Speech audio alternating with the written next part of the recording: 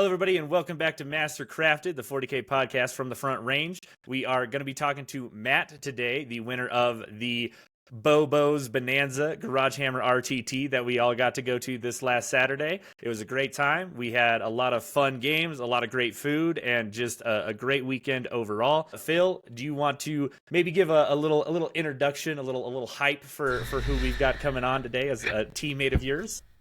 Yeah, so teammate is a loose term. Pain in my butt, definitely up there. Because for some reason, Matt, especially in competitive play, is a great opponent, a great challenger, and he's definitely had my number the few times that we've ran across each other in tournaments, and he has done so with Tau. Now, nobody freak out. It's not the return of Tau supremacy where they control everything and do everything. Matt has promised us that it is just a blip. It is nothing to be scared of. Do not be afraid. Tau are not as good as everyone says they are, and they are definitely not good in the hands of a skilled player.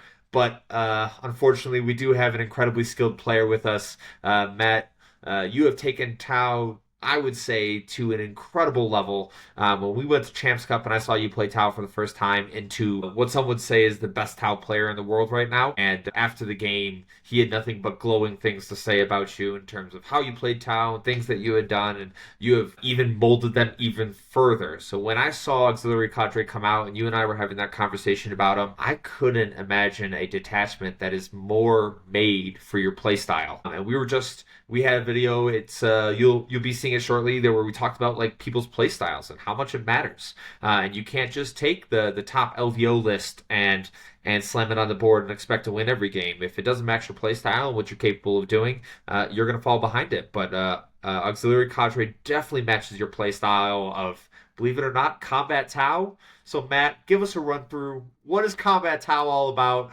Why should we be afraid? Yeah, give us a run through your list. Sure, yeah, absolutely. We'll talk about the cadre. All right, so I've always enjoyed taking Tau, and even before this AuxCAD list is here, Phil can attest to this, I would always be charging with Battlesuits and Riptides and things just to tie them up. There's a whole element, I guess, can you hear me? Go. Might cut out for a second. There's a whole element to the game, not just the movement phase and the shooting phase, but for those who play combat armies, the charge phase, the consolidation, how much extra movement you get to the game. And movement is really what ends up winning games more than dice rolls. And especially in the competitive level, movement is key. What this detachment does for Tau is it gives them movement tools, and all of their beautiful new range of models, Kroot and Vespids, it gives them a chance to glow. So with that being said, I'll talk about my list real quick and why I take it. So I have Commander Farsight. He's the melee Tau guy. He has a big sword. He gets a free strat, which we'll go through strats later, why that's awesome. I have a missile Enforcer Commander. He's all missile pods, long range, 30-inch shooting. He gets armor contempt against ranged for his unit, which helps them survive a lot, especially when they're getting shot across the table. I gave him an enhancement that he can turn one deep strike. So a lot of trouble that this attachment can have if you go second is your opponent can try to run you down. And this gives me a defense against that. And every single time a player has tried to run me down turn one, I go second, they get annihilated. Like it's really bad. Mostly because of this tool. I actually take Kroot characters. I have a what's called a Kroot Trail Shaper. He lets me redeploy Kroot units, and he has a reactive move for the unit when you get close. And anyone who's played with reactive moves knows how good that is for, contesting objectives, just getting out of the way when people are trying to come after you. And then I have a War Shaper, which is a free strat combat character that's cheap for Tau. I have a Fire Knife Battlesuit unit, which is just a missile pod unit, long range, good against elites. I have a Sunforge unit, which is essentially a Eradicator unit. It's Meltas, good at killing tanks. The only unit with the invul of my whole army is that unit with Farsight. I have two Ghost Kills with the Melta configuration to help with anti-tank. Ghost Kills, they're not as popular in the Tau player base right now. They don't think they do enough, but for me, they have a 12-inch lone op, and they're really annoying to kill. And we'll go into the lone op why that's really important for my playstyle later. I have two Hammerheads with Ion configuration. They're good at killing tanks, good at killing lead infantry. With the changes to Space Marines and the meta in our region in general, typically everything dies if it gets exposed. It doesn't matter if it's a tough Riptide or a Hammerhead. So I was like, oh, it's a cheaper platform. It does more damage. My earlier iterations of this list had Riptides instead of Hammerheads, which are more expensive. I have 2 Kroot Carnivore units, which are basic troops. They have scout moves. They can sticky objectives, which is really helpful. I have a Farstark unit, which is the Kill Team unit from the Kill Team game. They infiltrate, and the tech piece I have with them is with the redeploy. If I get first deployment, I can deny the entire no man's land from infiltrate and then redeploy before the game starts, which is really annoying for anyone who relies on infiltrates to get an advantage. I have 2 Kroot Hound units. They're just really annoying. They move 12. They can advance and charge. When they're within 12 of Kroot characters, they gain OC, so you can use that to deny objectives and just be obnoxious. I have 2 Kroot Rampagers units, which fantastic model. Every Tau player running this attachment loves them. They are cavalry. They do charge mortals. They punch things pretty hard. And Lane and also Phil have been on the receiving end of those guys lately. I have 3 stealth units, which are bread and butter Tau. They have the best spotting they can give, infiltrate, just cheap units that are good at board control and giving you utility. Then I have 2 Vespid Stingwing units, 5-mans. They are, for me, they hold the backfield and they are uppy downy, so really good scoring units. And in a pinch, they have decent shooting. It's a bunch of strength 5, AP2 damage 2 weapons, so that's like not terrible in a pinch. So this Auxiliary Cadre, I'll pull out the sheet for you. What makes this interesting is so you have the Tau units, like the robots, the Battlesuits, the Hammerheads, things like that. And there's the alien units, all the Kroot and all the Vespid. When all the alien units are wholly within 6 inches and visible to Tau units, they gain 18-inch load up. In return, when an alien unit is within 9 inches and visible to an enemy, all the Tau units get +1 AP to their shooting, which is disgusting for a lot of shooting profiles. Going back to when I talked about the ghost kills before, why I really like them is I'll infiltrate, and I have the 12-inch lone op, and I'll set up 8 lone op bubbles. So I'll have like Kroot and Rampagers behind them in key locations. So I have this 18-inch lone op bubble, 12-inch lone op bubble. So you have to engage me close in order to actually interact with me, which can be obnoxious because when you do, I have a lot of hammers that come and punch you in the face. So it can be challenging on a board control standpoint. This detachment, there's a stratagem in it that anyone who plays Chaos Marines, Renegade Raiders will be familiar with. At the end of the fight phase, if they were able to eligible to fight, they can either make a fallback move or a normal move of 6 inches if there's no one in combat with them. And that's either player's phase. And I use that almost every single turn of the game. It gives you extra movement. It allows you to kill units, get away from back into safety. It allows you to kill units, get onto objectives, and flip primary. I played my first round opponent Lane. We can talk about that game in a minute. But there's a play I made where I heroic intervened into him, killed his unit, used that strat to get closer to his home objective, and then the next turn I moved out of his home objective, killed his scuff on his home objective, and put him on 0 primary for a turn, which was gross. And that was 20 inches of movement I did where they were in midboard, and now they're in his home objective. Holy crap, Other than that, they can boost strength of Tau shooting by 2 with a strat, up to strength 10 for ion cannons, which is a huge breaking point. Strength 9 for missiles, huge breaking point.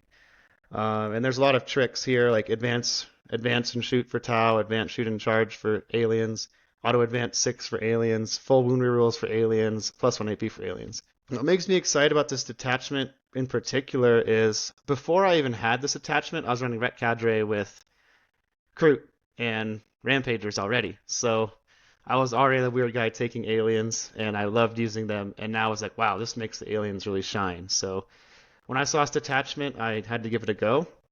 It's definitely a very high skill cap. I did not do well my first few games with this thing. And as I've refined the list and the playstyle and more reps, it's been almost unstoppable since I've made the refinements. And then, what do you guys want to talk about next? We'll just kind of, we went over the list. Let's kind of work through your games, starting with you kicking my teeth in and then, going on to finishing at the podium and, getting that trophy.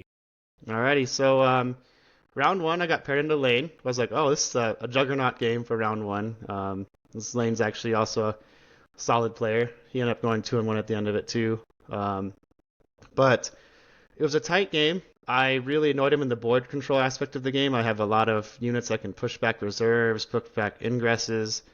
I forced his tanks out in order to deal with the ghost kills and the 80-inch zone op, because if he didn't, I'd just score and he can't really catch up in points. And every time he did, I would destroy everything that came out. And then when he tried to make plays on the ghost kills, there's that play that he has a big Bulgrin unit that's kind of his staple that a lot of players can't deal with. And then when he finally exposed it, typically it's very difficult to deal with. Between a little bit of shooting and then like the charge mortals and the rampagers, we ended up killing that unit and using the strat to get onto an objective to deny him on primary. And on the other side of the field, on his turn, he charged me. I heroic intervened, killed them, and that was the play I was talking about before, where I used the strat to get closer to his base and then threaten his home. And then at that point, Lane decided, let's just call this game and talk it out, because getting 0 on primary on a game that's taken hold, it was mission A, it was taken hold. Getting 0 on primary on a turn on that mission is ridiculous, because typically the primary score is pretty high. So that was round 1 with Lane. It was very close until about middle of the game, where I saw those final moves to push him off the primary, and then it was like he can't catch up at this point, even if he killed all of my shit and I didn't kill a whole lot. The differential was too high. Now, I do have one question regarding that, Matt. So, in terms of Imperial Guard, right, like an army that doesn't necessarily have the most amount of combat, your Rampagers obviously are super valuable in that matchup. Is there any other units that you're like, man, like Ghost Keels, or maybe the units of Vespid or anything like that? What were the MVP units in that matchup with Lane? The Ghost Kills are MVPs. I'm taking the Melta configuration. They're Strength 12 Meltas, which are very good in his T11 vehicles. And I can go to AP5, ignores cover, which means no save for Lehman Resses and stuff.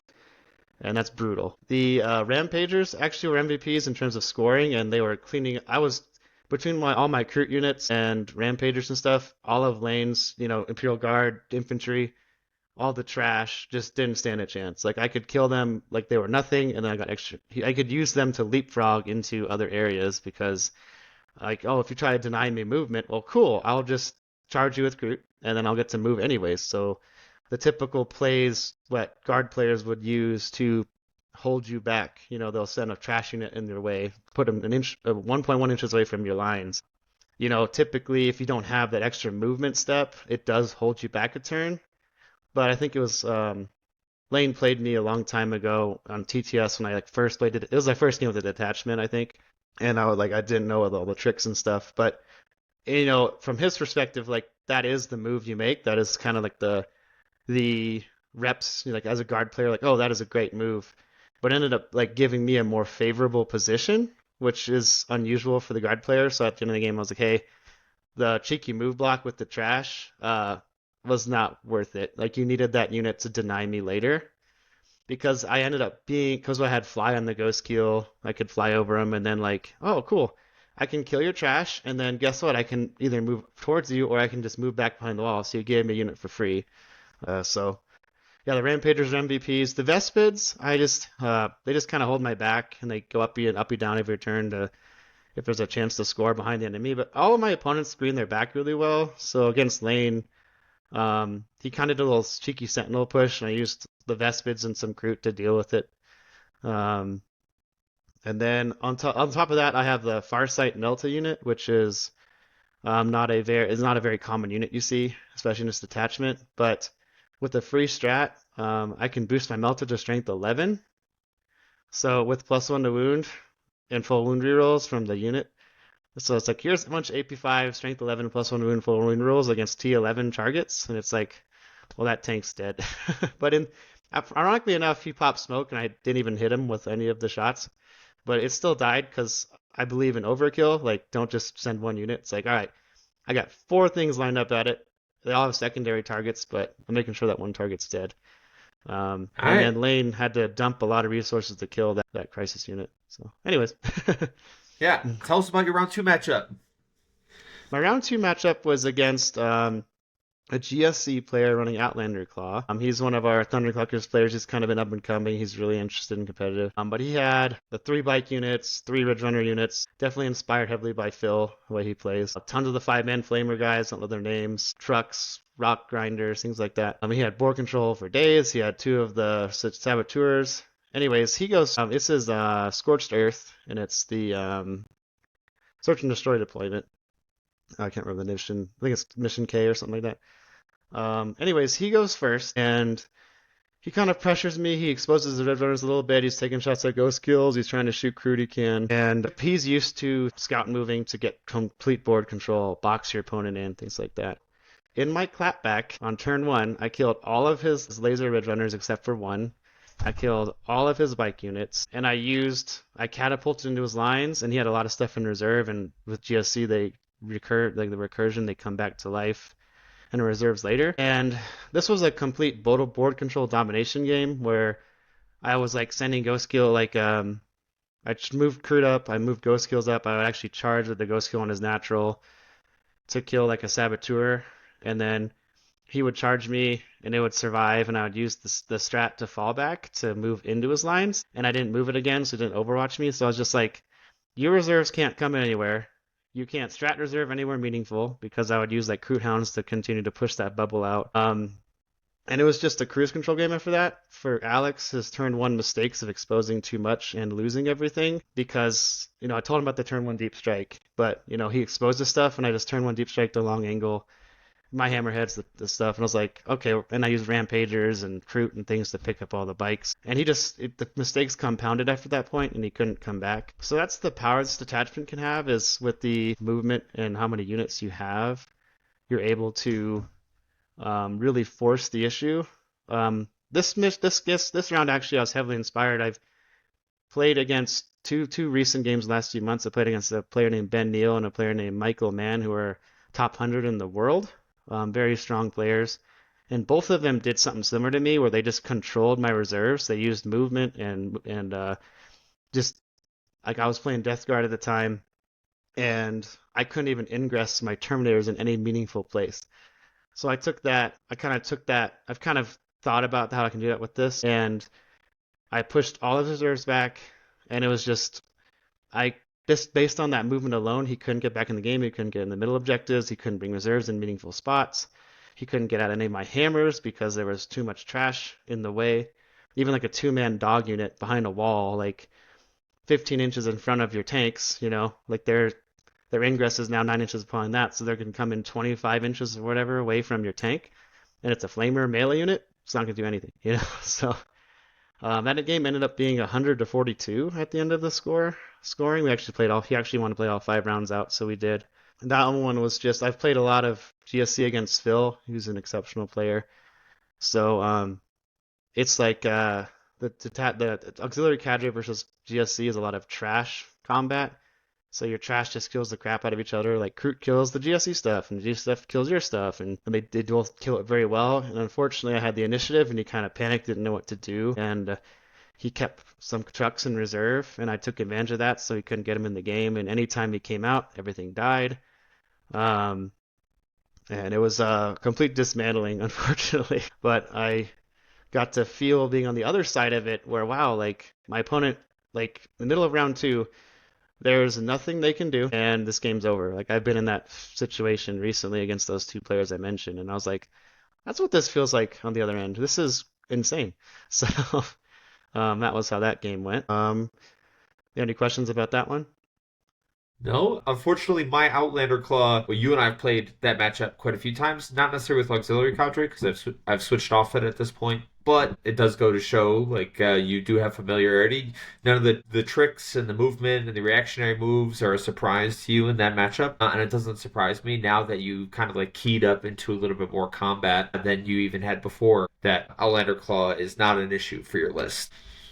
Yeah, the final day detachment neuron was definitely much more of a challenge, because that one was like crazy trash management between the 2 of us when we play. So it's like, whose trash can win the day, and that's who wins the game. So absolutely awesome. Yeah. Well, I guess let's take it home. Let's talk round 3 and how your final game went, and who'd you play?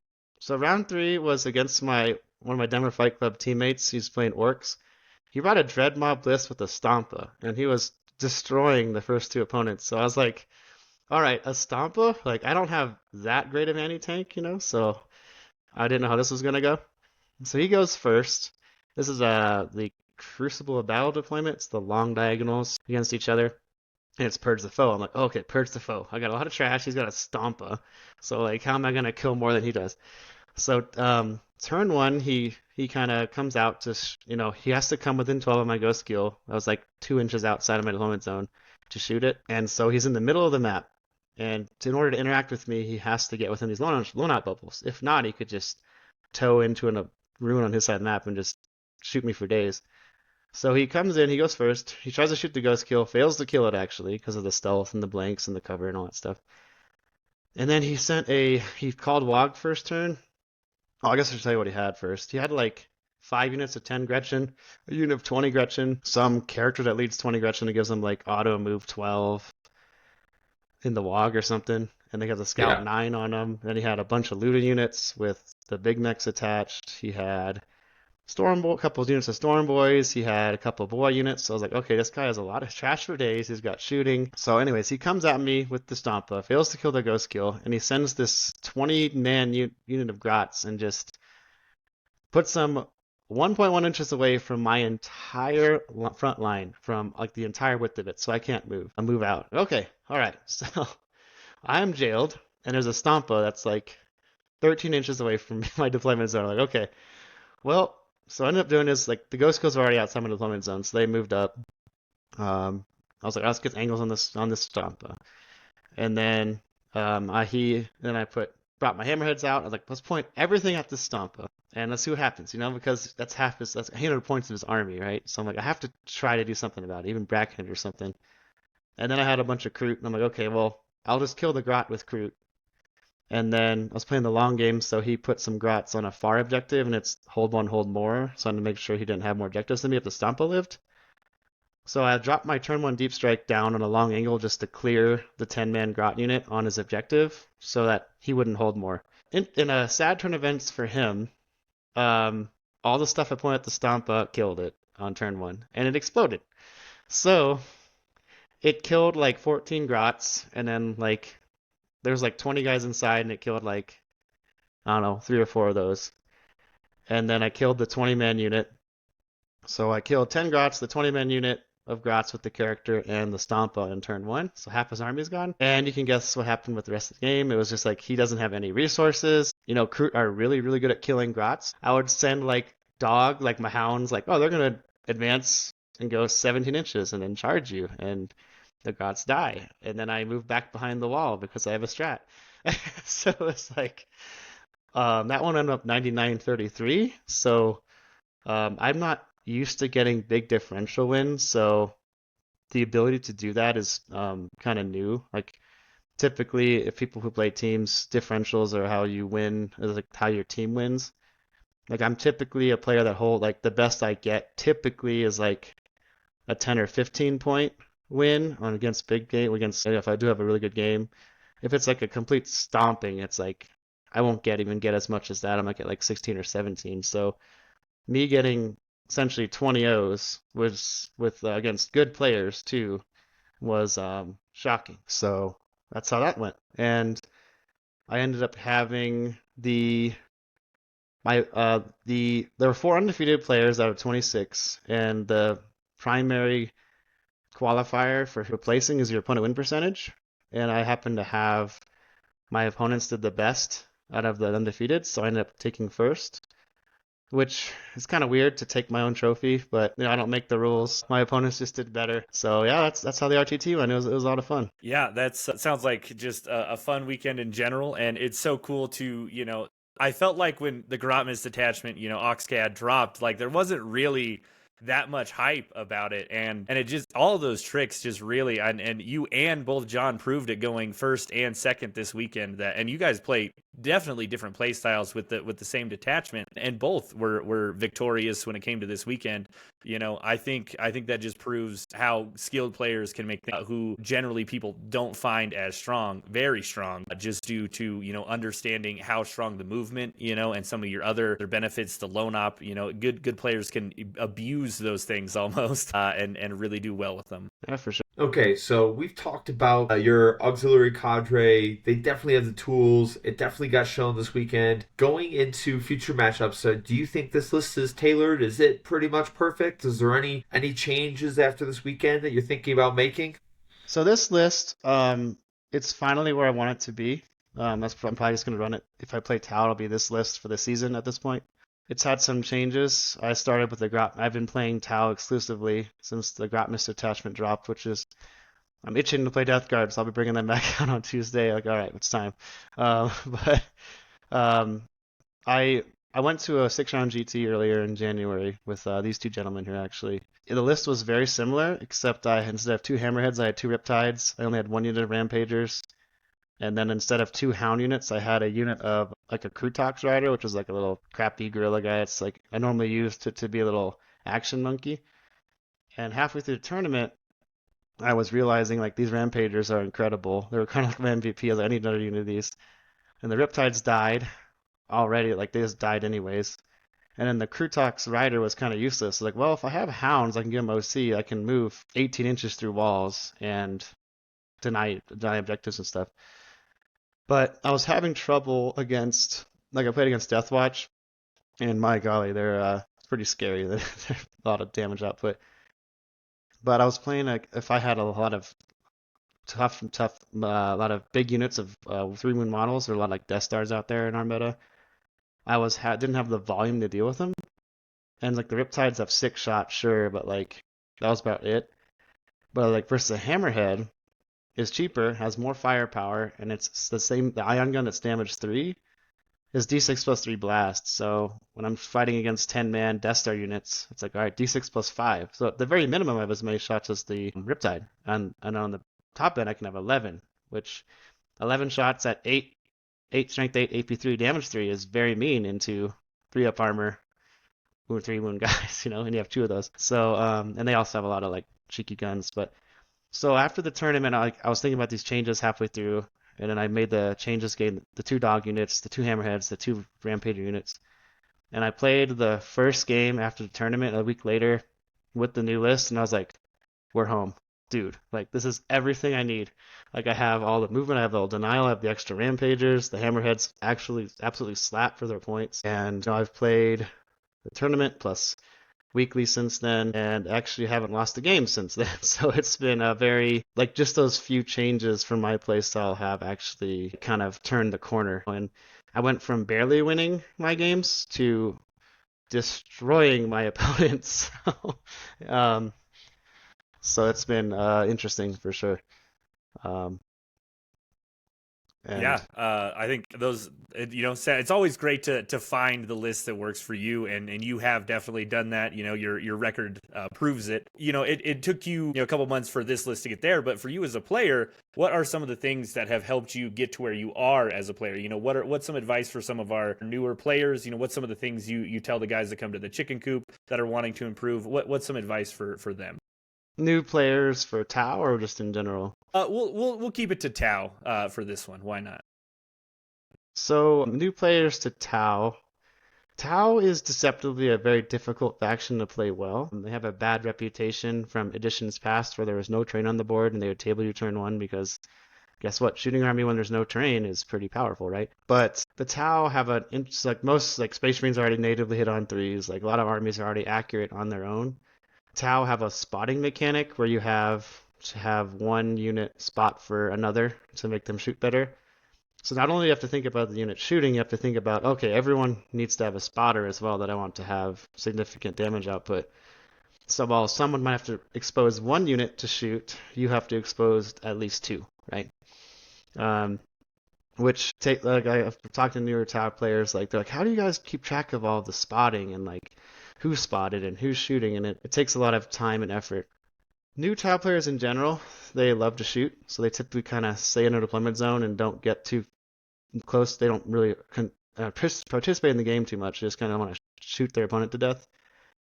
And like a lot of top players I've played, they have like the Riptides. They have like, I have a 72-inch range gun, so let me just like be on my back line, right? But you're like 25 inches away from an objective. Well, guess what? That's 3 turns of movement for you to get into a place that actually matters for the game. So for the new Tau players, first you have to kind of figure out how to manage your resources and the spotting mechanics, and then you have to figure out how to interact with the objectives on the board. And Tau are not very good at holding objectives. They are very weak in combat. They're pretty fragile. Ways to get around that I found is they have lone ops. They have probably one of the most durable lone ops in the game, and that can, protect you from long angles. And it takes a lot of commitment to kill, like ghost kills, and that's why I run them, is to help with the primary game. But for new players in general, trying to get into competitive, the most important thing is, go into a game with an open mind and think about everything that you can do better rather than blaming the dice or the situation or this is crap, like these rules just are working against me. So like when you first get into competitive, you can expect to lose a lot of games, and there's a lot of people in the chicken coop that are willing to learn and kind of go through the ropes of the game with you. And if you want a coaching game or whatever, they'll do that. But in terms of your own army, is like some of the newer players I've helped coach at the coup lately is like they're looking through their codex or looking through their index cards. They don't know their own rules very well, and they're kind of focused on other people's rules. So for a new player, there's like hundreds of detachments or whatever at this point. Like there's so many armies in the game. Just focus on your stuff, like look at your army, look at the units you're taking, and kind of like get a good grasp of those, and constantly like if you have those little cards from the index from the codex or whatever, like little flashcards, like if you know all of your own rules by heart, you don't have to look them up very quickly or a very quick lookup. You can now, what you do, so now you can focus on what your opponent's telling you their stuff does rather than having to think about, this is actually, what does my thing do again? And in terms of like competitive play, you're on a time limit. So when you have to look through your own rules, you typically don't, like a lot of those games with the newer players don't even get through round 3 out of 5 when they're having to go through all their cards. So that's the biggest thing, is like, be open-minded, just know your rules, don't worry about everybody else's yet, and then just, keep, get practice, seek feedback, be positive, don't blame the dice or blame others, because I can tell you, at the highest level of competitive play, the dice don't really matter that much. Like sometimes, if the game comes down to like one roll that you like, oh, I made that one roll, I would have won. Well, what did you do to get one dice roll to win this game, right? You could have made a lot of decisions early in the game with your movement or positioning that you probably could have even not even needed that roll and you would have won, right? So that was my couple cents about it. No, those are some great thoughts and definitely impactful. So if you can get down to your local hobby store or anything like that, the first thing I think, and what I want to take away from that, is you need to know your rules. Take the time, go read your index cards. I've had people that made cheat sheets or tested themselves on things. They're like, okay, what's the base movement of this Space Marine character or my infantry, or what's the shooting profiles of all my stuff? And if I put a list together, have I memorized everything in that list? Because one, that'll allow me to get to turn 5 and play faster games, which means I get to play more games of 40K, which is super important. Yeah, for sure. Yeah, definitely some great advice there. The last thing we like to do, I don't think you're afraid of much right now, Matt, but we still ask everybody, mind over meta, our last little segment, what are some armies that you are maybe a little afraid of? Maybe some fast melee or things like that. Is there anything AuxCAD does fear? Because right now it doesn't look like you care about much. So AuxCAD has less firepower and damage output than the other detachments. And Phil can attest he played against John and my versions of AuxCAD. He had a lot more shooting than I did. He had a lot more like long-range fire base. He had like broadsides and things like that. So his damage output was higher than mine. But still, it's less than it would be if he was playing like Monka or something like that. One thing that Tau really struggles against, even before switching to AuxCAD, is when I see like a Chaos Knight dog spam, it's like, oh crap, like I need to play a perfect game. Tau really struggles into hull spam, armature spam, things like that, especially if they have invuls against shooting, because typically Tau don't have melee options, and like knights are melee is a big way to get rid of them. So that's why I was like, oh boy, when I saw the Stompa, I was like, oh man, like toughness 14, 30 wounds. It's like, I got some fortune to kill it in one turn. I definitely got a little bit lucky on that end. But if I run into an Iron Storm, the only saving grace I have is Lone Up, right? Like I really struggle to kill all those things. But yeah, I would say for Tau in general, Imperial Knights and Chaos Knights that have a lot of armigers and like Canna Shreks, things like that, is a very hard matchup because they have ridiculous OC, they have crazy fast movement, their damage output's crazy, like the Meltas and stuff will just pick up your suits, will pick up your hammerheads. Your trash units like Kroot and stuff are basically useless against vehicles like that. So the hardest, and then also orcs. Like I played against Tactical Brigade with Michael Mann. It was also Michael Mann, but Tactical Brigade was like just on a unit. If I was playing a player of equal skill level, or even a little bit less of me, I'd have, it's their game to lose, right? Something that's like Tactical Brigade has ridiculous amount of shooting threats and ridiculous amount of melee threats, and they beat you in every like they outshoot you, they outcombat you, like they out trash you, things like that. Like it's like orc archetypes with a lot of with good shooting on top of melee, and then hole spam, especially knights, high OC hole spam is exceptionally difficult for Tau. So when I get matched up into knights, I'm like, all right. So those are like the biggest boogeymen for me, at least. Yeah, that is totally fair, and I'm sure you're running Death Guard when it comes to the teams tournament up in May, but I am definitely taking notes on what you just said. So if we get paired into you for teams, I at least know what I need to be trying to throw at you. Yeah, throw knights at typically knights will mess Tau players up pretty good. Awesome. Yeah. Well, Phil, any final questions we got for Matt here? No, I think we're pretty much good. I would love, I love seeing different detachments and factions do well, and that is the one thing I will say about like this Denver community. We have so many players that are diverse in terms of factions they play and armies they play, and I think Matt is selling himself a little short. Yes, he's a fantastic Tau player, but his Death Guard is mean. It is vicious. He is going to go out there and he's going to be just fine going into the meta in terms of the things that he plays and does with his Death Guard. And maybe one day after he wins a GT with his Death Guard, we'll have him back again to talk about the menace that is Death Guard. But as of right now, Tau are in an incredibly interesting place with one of the few armies that have a reactionary move at the end of the fight phase. And it's very weird that it's coming from Tau. Who would have thought? But not just them, Renegade Raiders and the new Eldar Drakari are going to have a reactionary move at the end of the fight phase as well, and the shooting phase, unfortunately. So all those things are going to make a difference, and it's just something you have to be prepared for as a player, right? So we talk about practice, we talk about all those things, but do not get disheartened. There is a way to win with almost anything, I would say. In this meta, it wouldn't surprise me. Yeah, and I definitely, Matt, we're going to have to get some more TTS in. I need to get used to AuxCAD and get the reps in to know how to figure that out as a problem for a guard player. I'm looking forward to, some more games ahead for us, and, Death Guard as well. We're going to have to prep that as well.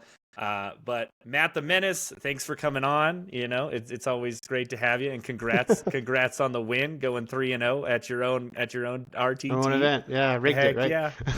Well, thanks for having me, guys. And don't forget, victory isn't given; it's forged.